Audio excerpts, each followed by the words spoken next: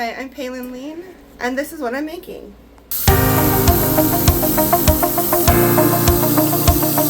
We're using a protein, a starch, a vegetable, and a sauce. The potato is a tuber, the tip of an underground stem that swells with stored starch and water and bears primordial buds, which are the eyes, and they generate from the stem and roots of a new plant. Potatoes are a good source of energy and vitamin C. There are two general cooking categories of potato called the mealy and the waxy for their textures when they're cooked. The type we're cooking today with our russets are mealy types. They concentrate more dry starch in their cells, so they are denser than waxy types.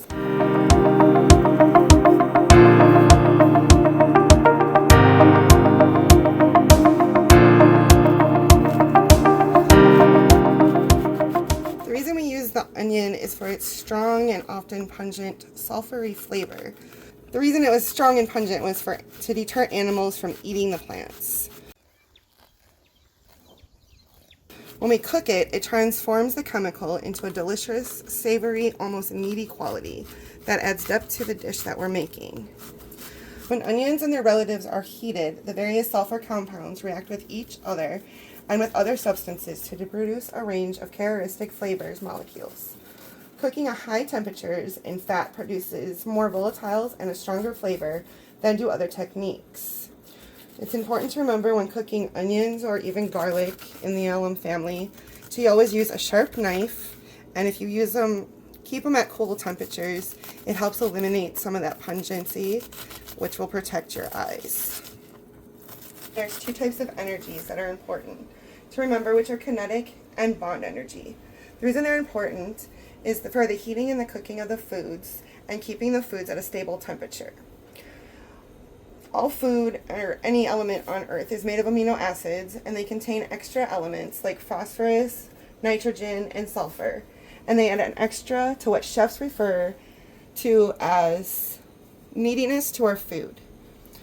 Today we're going to be using conduction to heat, which is a direct heat. And the reason we're going to do this is for our hamburger to have a Maillard reaction, which is when we get that nice browning and caramelized texture to our meat. We're just using plain ground beef.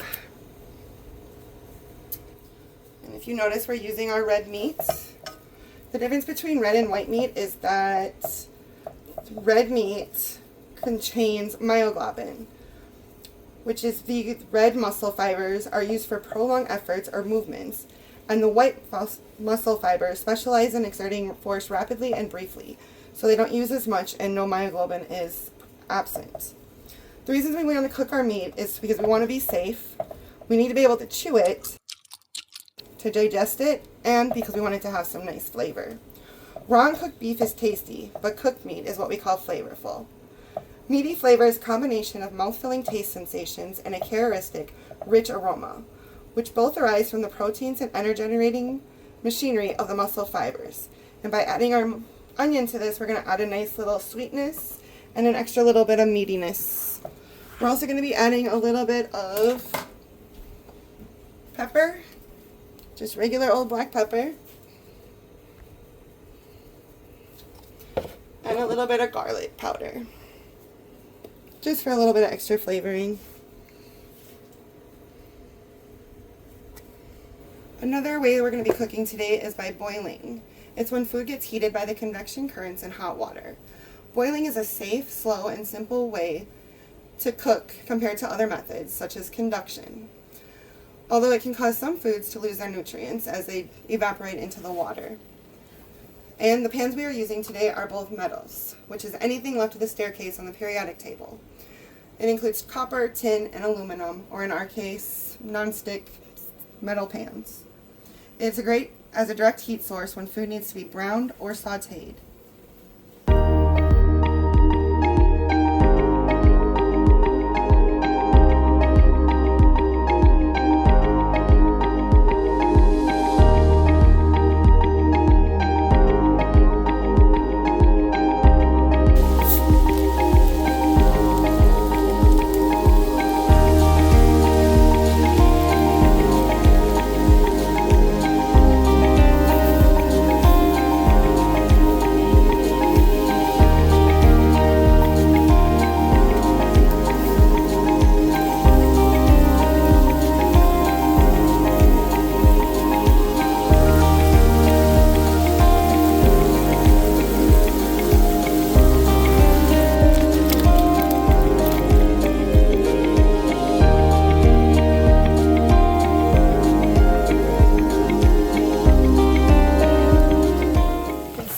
little bit of that Maillard reaction going on, where you can see some of that nice browning and caramelization on not only the meat, but our onions, which is going to give us some nice extra flavor.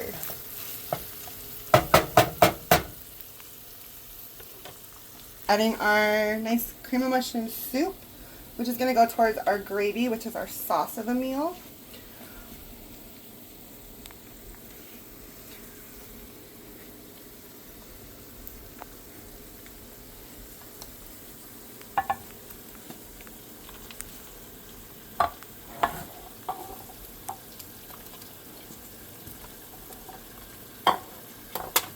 Go ahead and mix those in.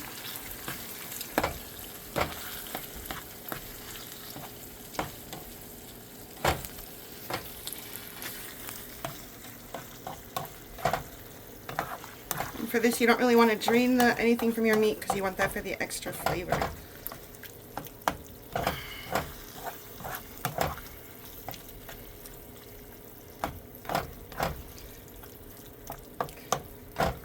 Alright, to make this a little creamier, we're going to add a little bit of sour cream. Sour cream is part of the dairy family, which is from our milk. Our milk fat globules carry the fat-soluble vitamins A, D, E, and K, so it makes it a little more nice and nutritious for us. Milk and fat contains all the carbohydrates, proteins, sugars, and fat needed to survive as an infant. Although most mammals will lose that ability after infancy, however, if you are one person who can digest lactose, you're actually a minority in the grand schemes of planet Earth, because it is a mutant trait that evolves from Northern Europe way back in the day.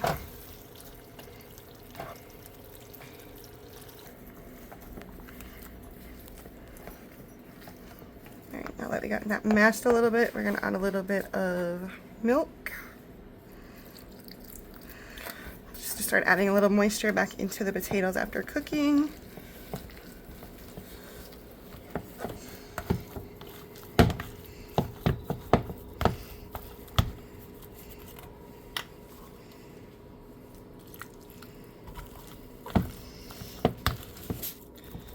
For a little extra creaminess, I also like to add a little bit of sour cream to my potatoes as well. It not only adds more to the creaminess, it adds a little more flavor. And of course, flavor in any meal is what we're looking for.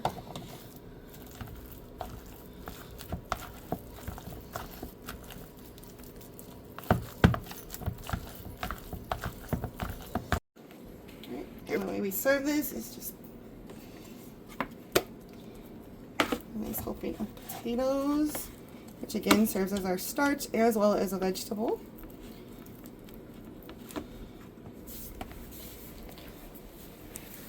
And then we're going to add a little bit of our gravy to it, which again has the hamburger, our sauce in the form of the gravy, and a little bit of another vegetable with the onion.